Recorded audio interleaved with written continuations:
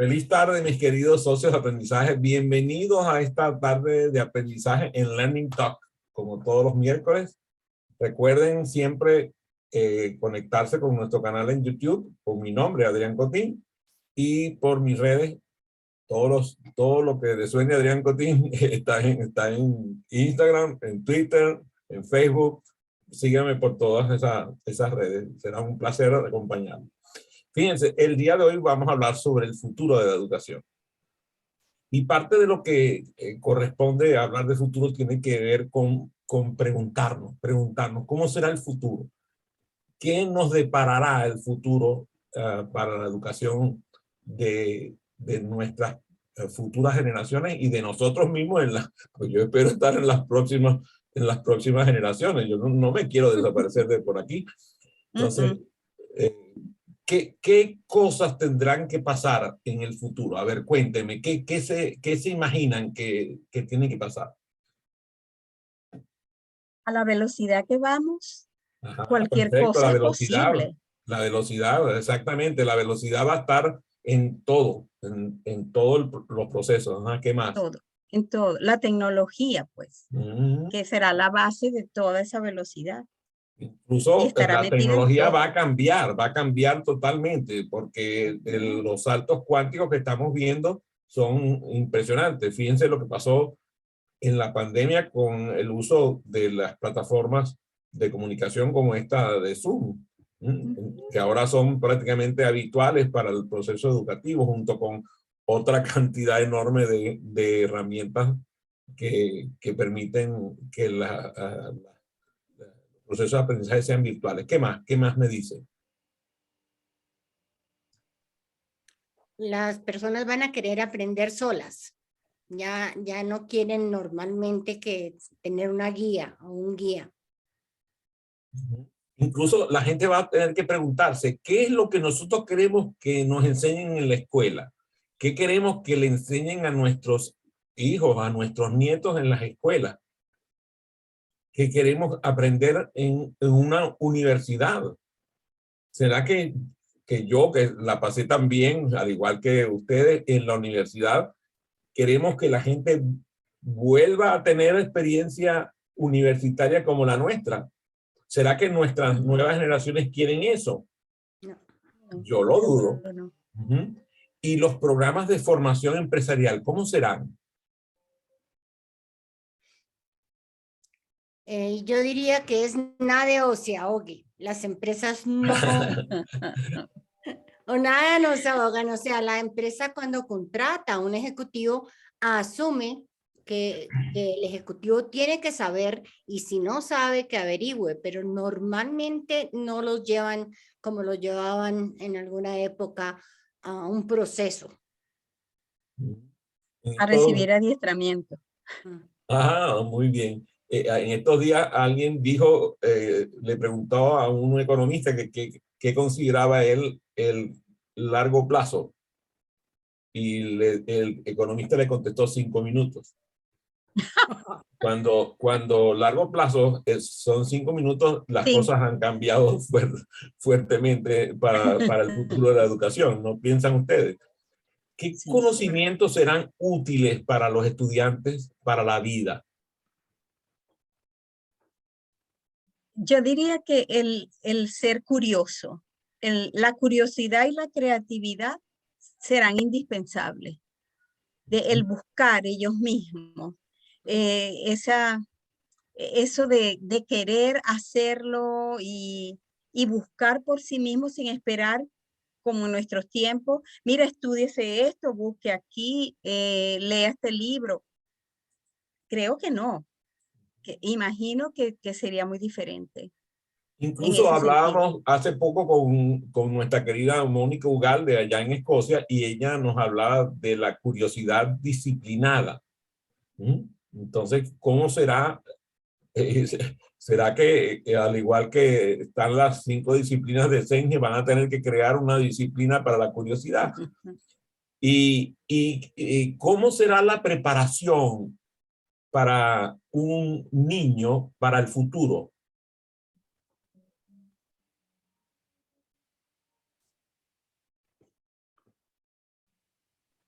El silencio responde por sí mismo, porque fíjate, por ejemplo, que ahora hay que prácticamente darle un proceso de inducción a los niños para prepararlos para salir a la escuela.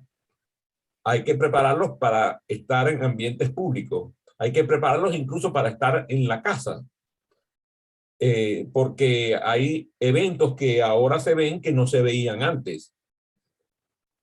Por ejemplo, se ha visto que todas estas cámaras que están en los hogares pueden ser hackeadas y que prácticamente una persona con fines perversos puede meter el ojo dentro de cualquier hogar que tiene cámaras. Y las madres que creen que están protegiendo a sus hijos colocando cámaras de circuito cerrado dentro de los hogares, lo ponen en el cuarto de los niños, lo ponen, incluso llegan a ponerlo hasta en los baños. Resulta que están dando una vía para que personas que tienen habilidades de hackers penetren en el hogar. Tuvimos la oportunidad de entrevistar a Julián Zamora y él hablaba sobre la ciberseguridad y cómo prácticamente estamos siendo invadidos por diversos medios para lograr captar nuestros datos. O sea, nos envían mensajes de hoy mismo, vi a uno de nuestros queridos amigos publicando un mensaje en sus cuentas de Instagram y también en las cuentas de Instagram de su esposa, advirtiendo que su WhatsApp había sido hackeado.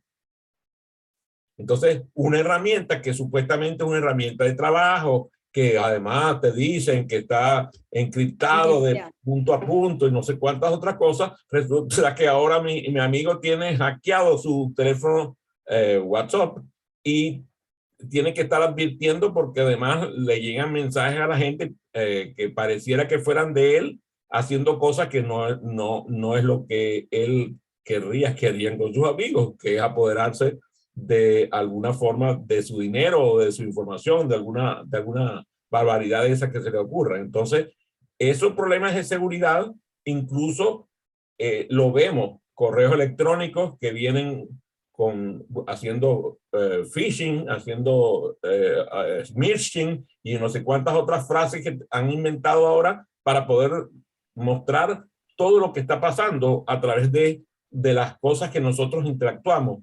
Redes sociales, correos electrónicos, tanto correos así tipo Gmail, tipo Hotmail, como los correos que nosotros tenemos por nuestras empresas. Entonces, ¿cómo preparar a un niño que tiene que tener una cuenta de correo electrónico, porque si no, no puede comunicarse con su escuela, con su maestra, con sus docentes, y resulta que el mismo correo electrónico puede servir para que hagan cosas que no queremos que pasen con nuestros hijos? Ahora, hablemos, por ejemplo, de los idiomas. ¿De qué debería ser capaz de hablar un ciudadano global? ¿Qué idiomas tendría que manejar? Ayer vivimos una experiencia interesantísima. Estábamos en una sesión, Tilly y yo, y había un señor de origen brasileño que estaba hablando algo como español, que él llamaba portuñol, yo lo llamaba portuñol porque era más portugués que español. Resulta que yo hago, le hago una broma y le digo en alemán algo, y entonces él dice, alemán sí hablo. Y entonces Tilly responde también en alemán y empieza aquello, parece una Babel, y de pronto él dice, bueno, la verdad es que no sé cómo decirlo, porque no lo sé decir en español, lo sé decir en italiano, lo sé decir en alemán, lo sé decir en portugués, pero no lo sé decir en español. Entonces eso me dio a mí la sensación de cómo será el mundo en el futuro. Alguna vez alguien inventó ese idioma maravilloso que dio una sensación de globalidad, que era el Esperanto, pero no ha tenido mucho éxito. Hay varias millones de personas que hablan Esperanto, pero son relativamente un porcentaje muy escaso de la población. Y ese idioma universal, que era el que buscaba solucionar ese problema, parece no estar dando muchos resultados. Entonces, ¿cómo será que nos comunicaremos en el futuro? Ahora hay un dispositivo que tú le hablas en tu idioma y te contestan en el que tú quieras. Te lo ¿cómo se llama? Te lo traduce a Como un cualquier, translator, sí, es como un como una traductor, especie pero de es interpretación paralela. Ajá. Simultánea, sí. tiene Eso estaba muchísimos, pensando. muchísimos idiomas incluidos. Entonces, ya las personas dicen, "Ah, yo compro el aparatico ese si tengo que hablar con diferentes idiomas y no tengo que estudiar. Todo lo que Resulta, sea facilidad, ¿no? fíjate, mi hijo Alexander estudió lenguaje de señas en la escuela. Y entonces, en un momento determinado, conseguimos un grupo de familiar de sordos que hablaban por lenguaje de señas. Entonces yo le digo que, bueno, no importa, Alexander habla lenguaje de señas. Entonces dice, sí, yo hablo lenguaje de señas, pero en inglés. Ellos no, ellos hablan lenguaje de señas en español. Y yo dije, Dios mío, yo no me había percatado que había un lenguaje de señas para Sí, inglés y otro para español. Es muy yo interesante. tampoco, es Entonces, verdad. entonces ahí nos damos cuenta que además empezamos a tener idiomas por materia. ¿Eh? Entonces, cuando hablan la gente que habla del mundo médico, habla con un idiolecto totalmente distinto al idiolecto que utilizan los economistas, a los idiolectos que utilizan los ingenieros, a los idiolectos que usan los agricultores. O sea, empezamos a ver que esta Babel en la que vivimos no nos permite ser ciudadanos globales en el hablar. Y por otro lado, ¿cómo podemos abordar temas inteligentes cuando no podemos comunicarnos eficientemente? En el futuro habrá que educar a la gente para abordar los temas inteligentes de una forma, vamos a decir, como que haya una comunión entre las personas, que se puedan comunicar en una forma comunitaria. ¿Cuáles son el tipo de actividades de aprendizaje que tendremos que llevar a nuestros estudiantes para que modelen la realidad del futuro? Nosotros sabemos que si hay algo que es extremadamente complejo de modelar es el futuro. Podemos modelar la realidad pasada. Eso es un hecho. Lo hacemos habitualmente. Normalmente los problemas que se colocan en todo el sistema educativo son problemas que ya ocurrieron. Incluso en las clases tienen la tendencia a utilizar problemas que se resolvieron hace más de 2 siglos o 3. Y entonces, cuando aparecen problemas que corresponden al siglo XXI, normalmente esos problemas no los presentan los docentes, los llevan los estudiantes. Y cuando es un docente el que lo presenta, normalmente lo ve con un sesgo de pasado. O sea, busca resolver el problema nuevo con la mentalidad con la cual se generó el problema y no con la mentalidad que va a permitir la solución del problema. Entonces, desde el punto de vista de las actividades que nosotros tenemos que realizar, tenemos que lograr modelar la realidad de la vida de los estudiantes en su lugar de vida, en su lugar de trabajo. Esta mañana vi a un chico que había sido educado en homeschooling, en educación en el hogar, en una ciudad con 2,000 habitantes, en la cual la mayoría de los habitantes estaban relacionados familiarmente con él. Ustedes se pueden imaginar cuál será la mentalidad de realidad que él vive al lado de una persona, por ejemplo, que se educa en la ciudad de Chicago, en la ciudad de París, en la ciudad de Shanghái, que tienen 7, 8, 15, 20, 25 millones de habitantes. La manera de pensar la realidad de ese estudiante no se parece en nada. Y nosotros debemos, según lo que yo entiendo, situar al estudiante en la realidad que le corresponde vivir. Pero también tenemos que prepararlo para la realidad que le corresponderá vivir. Y eso es una complejidad importante. Por otro lado, ¿cuáles son las actividades de aprendizaje que le permitirán al estudiante modelar el lugar de trabajo. Piensen ustedes, ahí está Ivonne trabajando desde su casa en Edmonton, Canadá. ¿Hace cuánto tiempo que no vas a un espacio de oficina? Yo hace más de 2 años. Ajá. Pero fíjate que ella sigue realizando su labor profesional desde su casa. El espacio de trabajo cambió. Ahora, la pregunta es, ¿será que Ivonne quiere volver al espacio de oficina del cual ya salió y se liberó y ahora no tiene que manejar de ida y vuelta una hora u hora y media, que no tiene que arriesgarse, no tiene que tener interacción con gente que no le agrada? Entonces, ahora piensen en Tilly.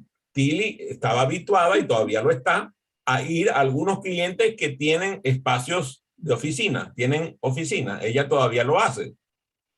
Trabaja también desde su casa, pero trabaja remotamente con una institución educativa en México viviendo en Bogotá. Ese lugar de trabajo es totalmente novedoso. Entonces, una persona que tiene ya varios años de experiencia, varias décadas de experiencia, tiene que vivir una experiencia laboral totalmente novedosa para la cual nadie la preparó. De hecho, muchas veces nos pasa que estamos teniendo una sesión de aprendizaje y tenemos que lograr que Tilly haga algo con la plataforma de Zoom y ella dice, yo no sé hacer eso. Y no es que Tilly no se prepare, es que el Zoom se actualiza todos los días. Y si Tilly no es de esa persona que tiene la tendencia a estar actualizada todo el tiempo con la plataforma, por ejemplo, ¿quién de ustedes antes de conectarse hoy actualizó su Zoom? No, ¿verdad? Pero resulta que hoy hubo una actualización de Zoom. Y hubo un par de features que cambiaron el Zoom. Entonces, para preparar la incorporación al uso práctico y relevante de la tecnología, debemos alentar al estudiante nuevo, que es un estudiante que va desde un estudiante de 100 años de edad hasta un estudiante de meses de edad. O sea, yo lo estoy viviendo con mi nieta, tiene 4 meses. Y cuando yo la veo, yo no lo puedo creer que tenga 4 meses, porque esa bestia que es Sofía, que es una tipa grandota, así, yo digo, Dios mío, ¿de dónde creció esta muchacha? Tiene 4 meses nada más. Y ya tiene una vida actualizada, que tiene gimnasio, que hace actividades de escultismo con el padre. O sea, una cosa. Y tú dices, ajá, ¿cómo la preparo yo para que ella viva eso? Dime, Germán. Dime, Germán. Adelante, Germán. El audio no está. Sí, micrófono no vamos a escuchar a Germán nunca. Es un hecho. No, Germán, tu audio no se está escuchando. ¿Aló? Tu audio está apagado, Germán. Luce apagado. Te recomiendo que salgas de la sesión y vuelvas a entrar para ver si se repara tu audio. Muy bien. Entonces, incorporar la tecnología de una forma práctica, porque además tú no le puedes pedir a Tilly que todos los días ande con un manual de tecnología. Por ejemplo, ella está estrenando un nuevo computador. Antes de entrar a esta sesión dijo, todavía no lo conozco, no sé cómo se usa. ¿Y qué quieren? Que ella tenga una especie de chip que le inserte la información tecnológica del aparato que acaba de comprar. No puede ser. Por otro lado, ¿cómo hace para alentar a sus estudiantes a encontrar y utilizar el conocimiento que les permita resolver problemas perversos? Porque realmente eso es lo que estamos haciendo. Esta mañana en la entrevista que Francisco Duarte en su canal, en su programa Proactiva, te estaba realizando a un coach organizacional, le hizo unas preguntas el entrevistado se quedó callado, o sea, no sé qué responderte. O sea, estamos hablando de una pregunta que no tenía mala intención, pero fue una pregunta perversa. Interesantísimo eso. Ay, Francisco. Muy interesante, muy interesante. Por favor, búsquenla en el canal de Proactívate, búsquenla para que vean la entrevista. Y esa posibilidad de trabajar con problemas perversos es parte de las competencias básicas que nosotros tenemos que desarrollar. Si tú dices que la gente tiene que formarse como coach, y fíjate, esta mañana hablaba, por favor recuérdame el nombre, que se me fue el nombre de nuestro entrevistado. Jesús Berroterán. Jesús Berroterán, de la empresa Indelcer. Francisco le preguntó por la formación del coach. Entonces él decía, un coach organizacional tiene que primero formarse como coach durante 1 o 2 años y después formarse como coach organizacional durante 7 u 8 meses más. Fíjate qué interesante. Esa es la perspectiva de Jesús. Pero resulta que nosotros sabemos que hay personas que parece que el título de coach lo sacan en una caja de ACE, una caja de detergente, porque es impresionante. En la mañana no son coaches, en la noche se están presentando como coaches. Entonces, cuando tú tienes en una audiencia, ponte de 100 personas y que se meten en una sesión porque dicen que son coaches, tú tienes que saber determinar cuáles son las distinciones de coaching que están manejando cada quien, porque no puede ser que una persona tenga que tardar 3 años para formarse como coach y otro que en días ya es coach, maneje las mismas distinciones con la misma profundidad. Entonces, a la hora de realizar el trabajo del coaching, la diferencia se va a notar. Y el problema perverso de lo cual he hecho mención, que aparece en la organización, porque los problemas perversos aparecen en las organizaciones y es ahí cuando tú necesitas un coach. Necesitas resolver un dilema que no estaba antes, un dilema nuevo, un dilema inédito. Y por eso llamas un coach organizacional. Y claro, si vas a buscar a una persona del nivel de Berroterán, que es un tipo, tú sabes, como decimos nosotros allá en Venezuela, es un cuatriboleado, ¿verdad? Un tipo bien rankeado. Entonces, vas a hacer un buen trabajo, pero si buscas un coach organizacional de eso de caja de ACE, vas a pasar muchos apuros y vas a tener problemas. ¿Qué tendrá que hacer una persona que cuando ya le estamos diciendo a la gente que una de las competencias que debe desarrollar de forma habitual es el coaching?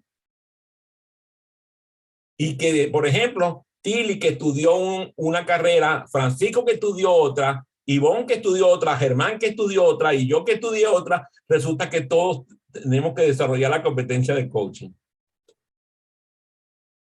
Sin que haya un parámetro que nos diga cuál es el camino. Esa necesidad de resolver problemas nos permite pensar que en el futuro tenemos que desarrollar competencias que van a tener que ser básicas.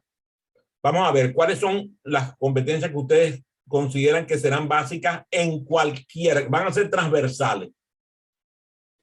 La que acabas de mencionar, resolver problemas. Análisis de situaciones, análisis de problemas y toma de decisiones. Ahí está una. Ajá, va. ¿Qué más? Análisis y procesamiento de la información. Ajá, muy bien. ¿Qué más? Muy buenas comunicaciones. Comunicación, excelente. ¿Qué más?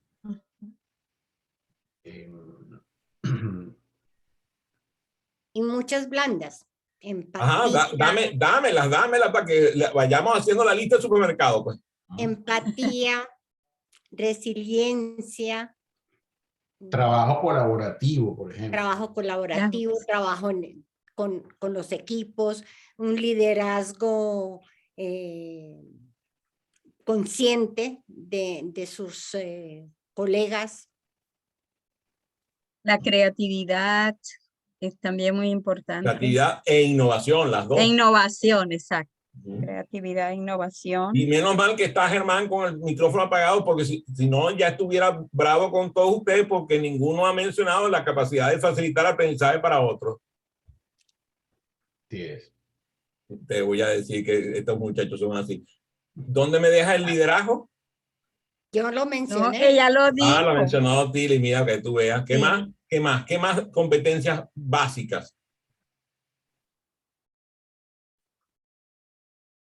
Bueno, dentro de las capacidades comunicacionales, lo que conversábamos esta mañana, la escucha, la capacidad de formular preguntas, pero todo eso se puede englobar en ese gran área de habilidades comunicacionales, ¿no? Pero eso es una competencia básica en estos momentos y más en este mundo virtual también o digital.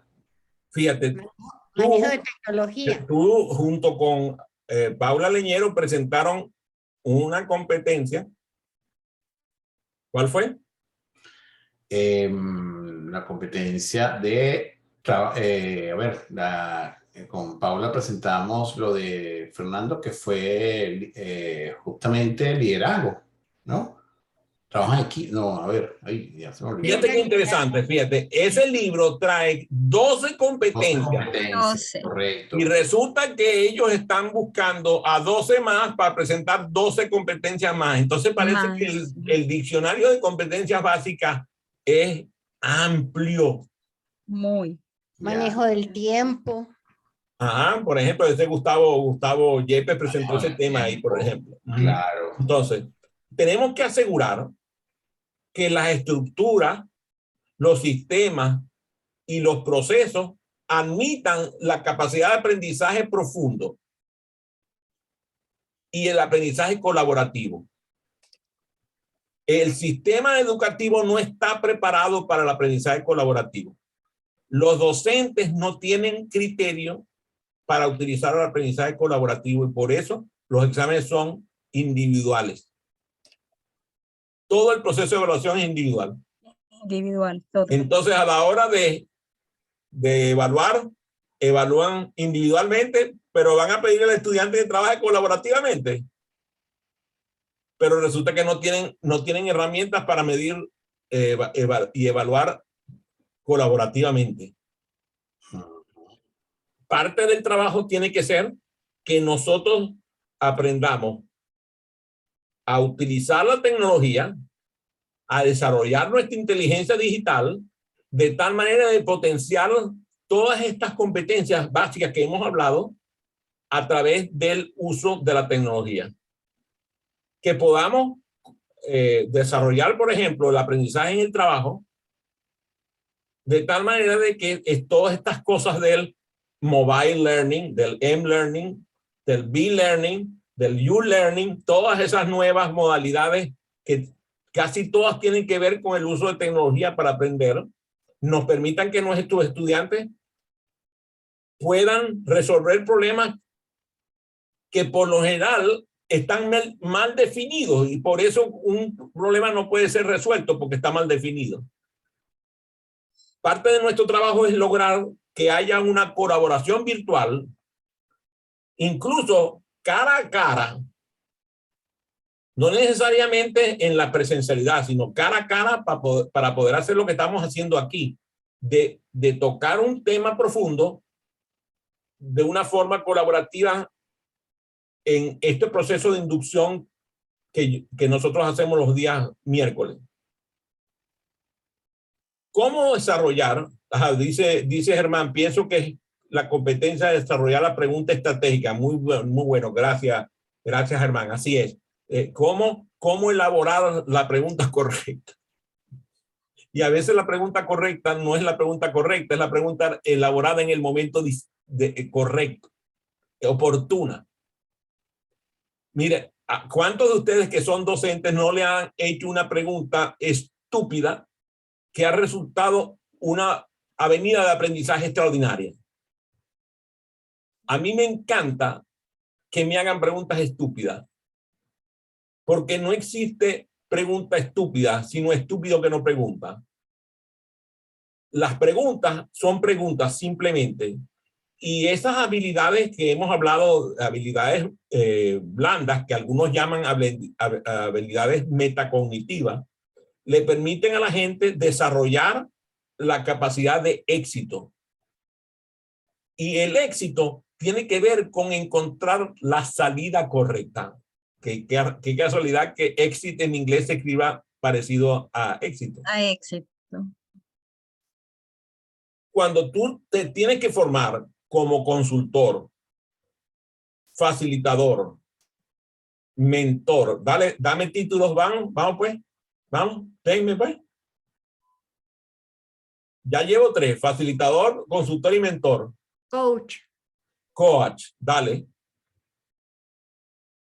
Germán dice asesor. Asesor, dale. Educador. ¿Va a existir En educador? silencio no podemos escucharte, Francisco. Es un hecho. Consultor, ¿lo había mencionado? ¿Sí? Ya. Educador, dice Ivonne. Facilitador. Facilitador, ya lo dijimos, además, fue de la primera, porque yo no me voy a pelar a mí yo mismo.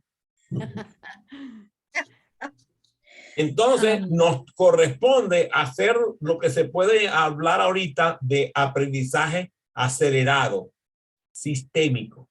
Un enfoque que permita que la industria de la facilitación y del diseño instruccional se una para crear programas de aprendizaje que desarrollen experiencias de forma más efectiva y más eficiente. Fíjense, muchos de los profesores universitarios trabajan sin diseño instruccional.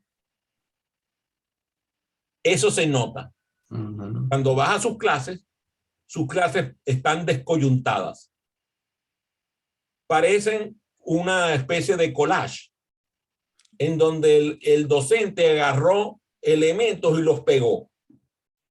Entonces a él le pareció que eso iba a tener sentido.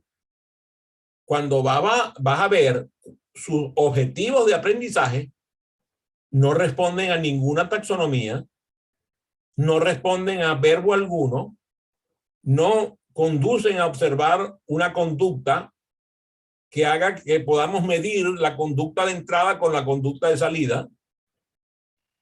Y por otro lado, la clase la dan ellos. Correcto.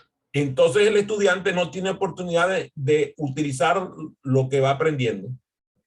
Y además que, permíteme agregar esto, Adrián, que a nivel universitario, la percepción que tengo de la academia es que incluso hay mucha resistencia a poder incorporar estructura y ordenar el proceso de aprendizaje porque se considera atentatorio a la libertad académica y de cátedra. Entonces, cuando se intenta dar un cierto diseño, un cierto inicio, desarrollo y cierre, no puedo permitir eso porque eso atenta contra mi libertad de cátedra. Yo hago las cosas como yo quiero hacerlas.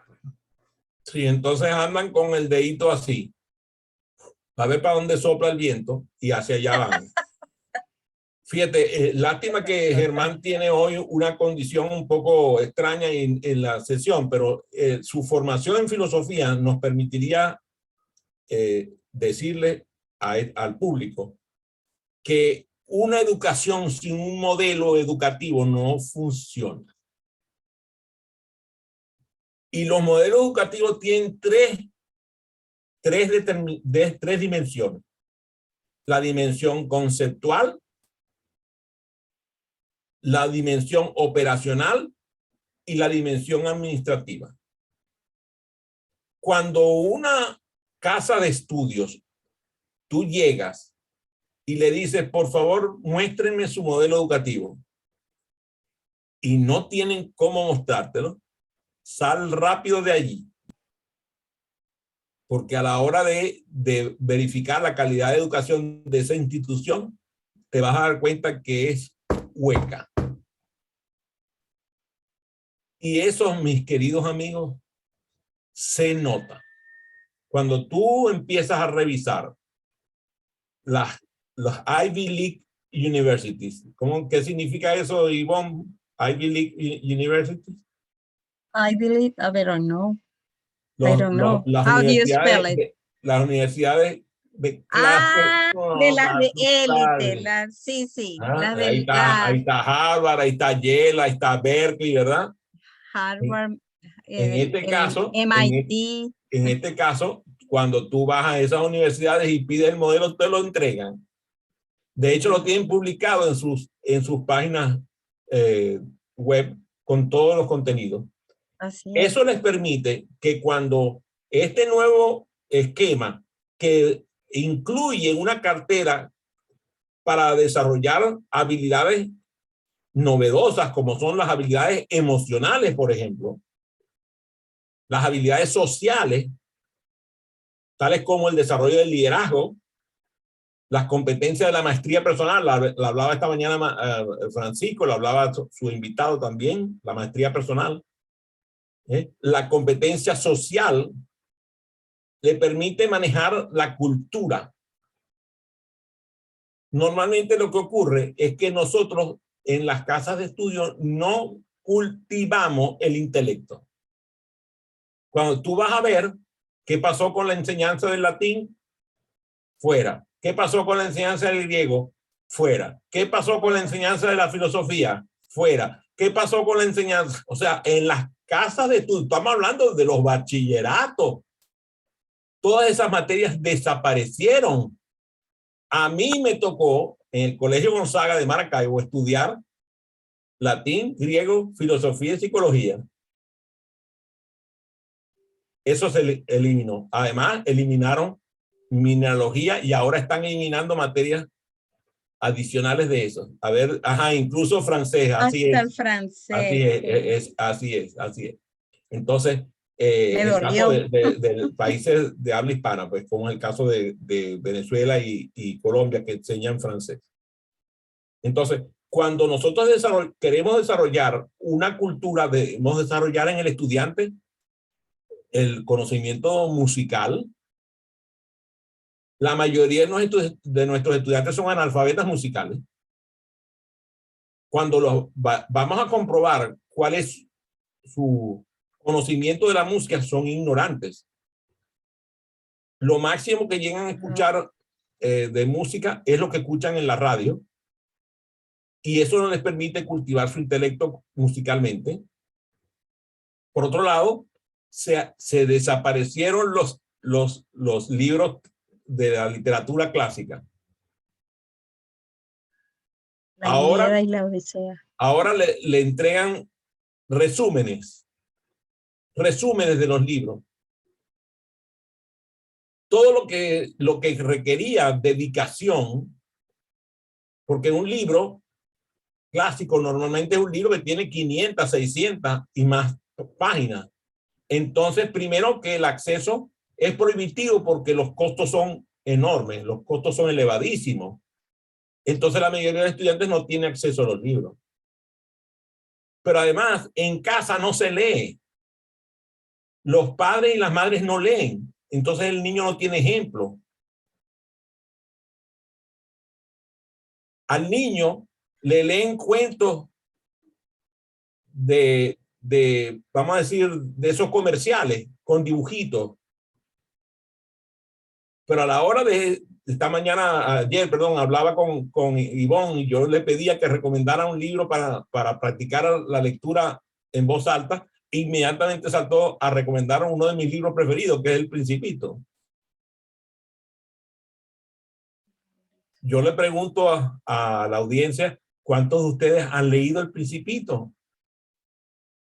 De Antoine de Saint-Exupéry. No estoy hablando de esta audiencia, estoy hablando de la audiencia que nos está escuchando por las redes. Si nosotros necesitamos desarrollar cultura, necesitamos desarrollar lectura, escucha, percepción. Por lo tanto, los niños tienen que ser expuestos a la pintura clásica, a la escultura, a la poesía.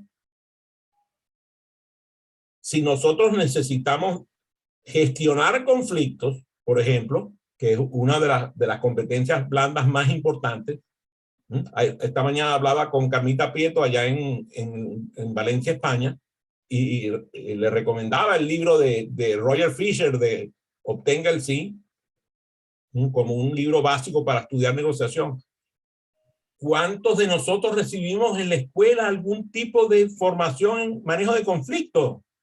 Incluso a nivel universitario.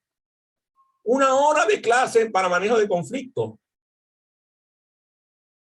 Si nosotros necesitamos lograr equipos de alto rendimiento, tenemos que constituir equipos de alto rendimiento desde el kindergarten y lograr que nuestros estudiantes participen en equipos de forma habitual para que después, cuando lleguen al lugar de trabajo, no tengan que estar induciendo a trabajar en equipo, porque ya esa es la forma de trabajo que ellos tienen porque lo adquirieron en la escuela. ¿Cuántos de ustedes, por ejemplo, recibieron clases de oratoria en su escuela? Y después, bueno, lo primero que en la escuela no se puede hablar, porque lo primero que dice el maestro es no se muevan, no respiren, cállense la boca y siéntense ahí disfrazados de ladrillo. No lo dejan hablar. Entonces, después de que los han mandado a callar 500 veces por día durante cada día de clase, llegan al lugar de trabajo y entonces el gerente tiene que decir, manden a este muchacho a que tome un curso de oratoria porque no sabe hablar en público. Cuando eso debió ser una habilidad desarrollada en todo su proceso educativo para ayudar a las personas a colaborar en el éxito. Tenemos que ayudarlos a colaborar en el éxito que sea mutuo. No el éxito para una persona, un estudiante que destaca. Es el éxito colectivo. De tal manera de que cada persona pueda contribuir y prosperar. La injusticia social proviene de la injusticia educativa. El futuro nos requiere la exigencia de que el sistema educativo cambie de manera radical. Tenemos que declarar, como declaró Luis Alberto Machado, la era de la revolución de la inteligencia. Y lograr una educación que sea vital, humana y sobre todo elevada para cada una de las personas que forman parte del sistema educativo. Preguntas. Bienvenida a sus preguntas. Yo tengo una pregunta, Adrián. Totalmente de acuerdo en la necesidad de que el trabajo en equipo y los trabajos colaborativos deberían ser un principio básico del sistema educativo. En mi experiencia, como estudiante, cuando eso sucedía, el profesor, el maestro tenía gran dificultad y de ahí radica también su miedo a cómo evalúo yo un resultado, por ejemplo, de este grupo. Y a nivel de la universidad, cuando me tocaba también hacer evaluaciones en equipo, confieso que muchas veces no estaba en capacidad de ponderar suficientemente, o por lo menos no disponía de las herramientas necesarias para evaluar el trabajo colectivo, el trabajo en equipo, que también es toda una área de oportunidad.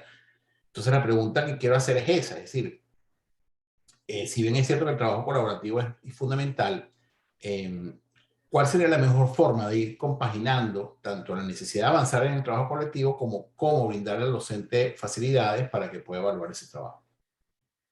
Primero, que yo no puedo hablar del mejor sistema evaluativo, no lo conozco el mejor, conozco varios. Mercedes Dívora es una autoridad mundial en el tema de evaluación y es venezolana. Una publicación, aquí la tengo, me la envió de regalo, por cierto, porque mi ejemplar a alguien le gustó y me lo pidió prestado sin decirme nada.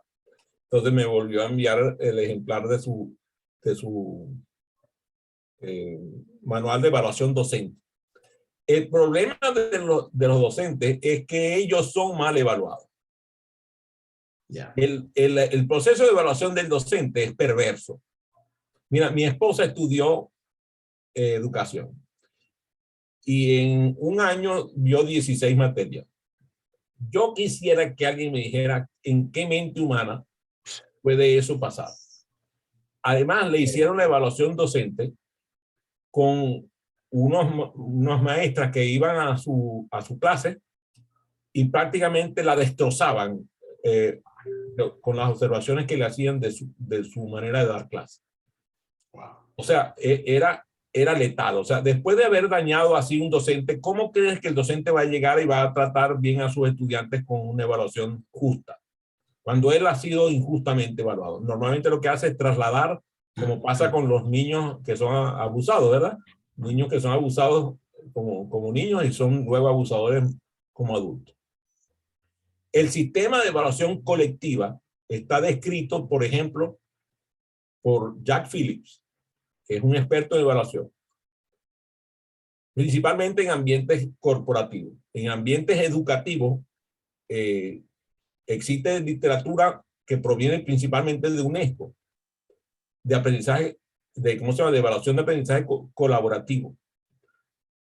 Fíjate, si tú logras que el proceso de colaboración ocurra en cada día de la sesión de aprendizaje y que la evaluación se hagan uso de herramientas como Focus Group, Assessment Center, Evaluación 360, con esas 3 herramientas ya vas a lograr justicia mucho mayor que como está haciendo los docentes actualmente.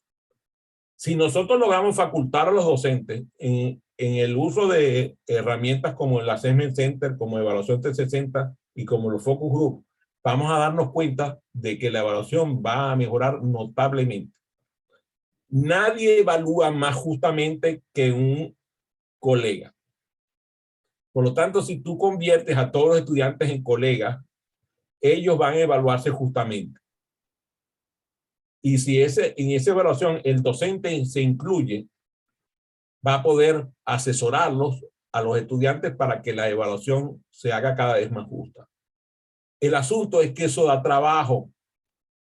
Y mientras el docente tenga que estar haciendo una carga administrativa enorme, bueno, a las pruebas me remito, ahí está Ivonne que no me deje mentir, ¿cuál era la carga administrativa de su trabajo como docente en la universidad? Era prácticamente como un horario repetido, o sea, todas las horas que dedicaba a dar clases las dedicaba a trabajo administrativo. Así es. Entonces, a ella le pagaban por las horas de clase, pero el trabajo administrativo no se lo pagaba a nadie. Ahí se apareció Germán porque él también le dolió inmediatamente el corazón con eso, porque él sabe que es así. Los docentes trabajan el doble y muchas veces lo que ocurre en el caso de los países, sobre todo los países subdesarrollados en vía de desarrollo, que los docentes tienen 2 y 3 empleos. Entonces, ¿cómo va a tener tiempo de evaluar justamente si tienen que correr para otro empleo? Y de ahí sale para el otro y termina extenuado y llega a casa y todavía tiene que evaluar. ¿Cómo lo va a hacer justamente? No va a ser posible. Entonces, lo primero que hay que hacer es adecuar el sistema educativo a que los docentes tengan una carga apropiada y que sean justamente retribuidos. Que el docente, por ejemplo, aquí en donde yo vivo, en la ciudad de Germantown, los docentes, mira, aquí en donde yo vivo, hay varios profesores de escuela. Tienen su casa propia, su carro propio. Tienen una vida decente. Entonces, van a su clase, hacen su labor y la hacen con excelencia. ¿Por qué? Porque tienen una vida decente. Entonces, tú puedes lograr eso cuando hay justicia en la clase. Incluso hay docentes que a pesar de todo lo que estoy diciendo, todavía lo logran. Gracias por tu pregunta, excelente pregunta. Adelante con tu pregunta. Adelante, Germán, Ivonne, Tilly. Germán, dime. Bueno, escuchando un poco la información y todo el contenido que este tiene, que tú nos has mencionado y lo que hemos compartido, todas las últimas 2 generaciones, por llamarle así, la generación millennials, sobre todo esta. Centennials. No sé por qué, pero me da una cierta esperanza, pero... ¿Me escuchan? Con interrupción. No te muevas mucho. Ah, bueno, la pregunta, la pregunta que quiero hacer es, ¿existe o sea, gente pueda cambiar con las nuevas generaciones que van naciendo ahora? Es decir, porque tienen es decir, el niño o el joven de ahora tiene un nivel y una agilidad increíble para aprender con H y aprender también. De manera tal que ya no estamos en la escuela, solo en la escuela que conocemos, sino que ahora estamos dentro de la tecnología artificial. Entonces, ¿será que estas nuevas generaciones van a hacer una irrupción completa de lo que nosotros conocemos actualmente como lo que es la educación? Muy bien. Yo pienso que mirando el futuro, yo veo que se sugieren habilidades y competencias nuevas, como las hemos hablado hoy, y que los estudiantes van a tener que adquirir y continuar cambiando en el futuro. La esperanza de éxito siento que es que el mundo está en evolución y que esa evolución nos permite pensar en que los nuevos estudiantes van a ampliar sus perspectivas, las perspectivas que ellos tienen de ellos mismos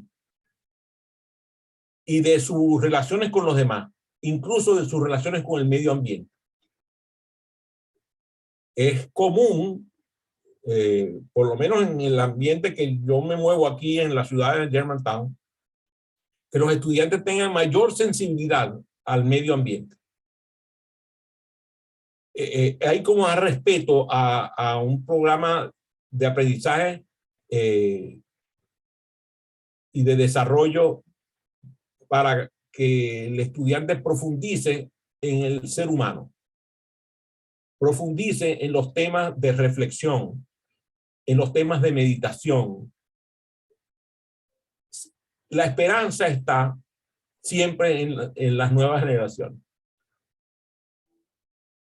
A mí me encanta pensar que yo puedo tomarme pastillas de nueva generación, que yo siento la esperanza por un futuro mejor con un futuro posible mejor que lo actual.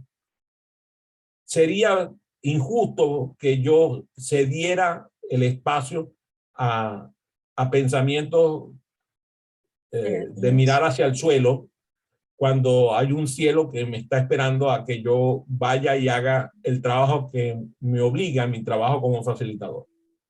Yo no sé si en el futuro las nuevas generaciones lograrán resolver los dilemas que nosotros no pudimos. Lo que yo sé es que yo lo sigo intentando. Y si yo lo sigo intentando, seguramente habrá al menos alguien más que quiera caminar ese rumbo junto conmigo. Nosotros, seguro. Una última pregunta para que nos vayamos así bien bonito.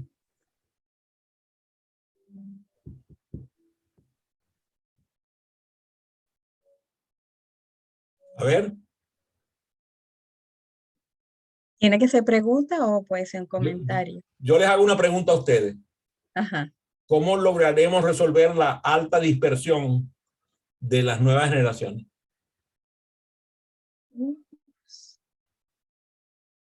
Que están siendo bombardeados con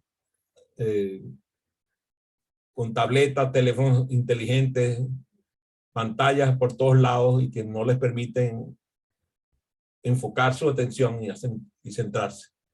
Bueno, tendremos que ponernos las pilas nosotros y precisamente enviar todas las sugestiones hacia la educación y lo que queremos lograr a través de esos mismos devices. ¿Qué más? Es lo único que nos queda. Yo tengo otra respuesta. Descubrir cuáles son los puntos, los atractores de esa nueva generación. Porque cuando un millennial, cuando una generación X, Y, etcétera, le ofrece algo que le interesa, nada lo detiene, nada lo para. Entonces, y conecto con esto porque con mi hija Valeria Sofía sucede mucho. mucha dispersión en términos de, yo diría, no sé si llamarlo dispersión, pero multiplicidad de cosas al mismo tiempo. Mientras está hablando conmigo, está jugando a tal cosa y está revisando si le llegaron correos, o sea, 3, 4 cosas al mismo tiempo. Pareciera que como que forma parte, y así lo veo en mis sobrinos también, pareciera como que si forma parte de ese nuevo esquema de relación. ¿Qué es lo que yo diría que puede atraer, que puede decir, oye, esto es algo que para ellos sea suficientemente un atractor y que les permita estar centrados? El gran desafío para nosotros es ese. ¿Cuáles son esos atractores entonces para estas generaciones que pueden convertirse en posibilidades para un sistema educativo más cónsono, ¿no? Excelente forma de terminar el programa. Gracias a todos los que se conectaron.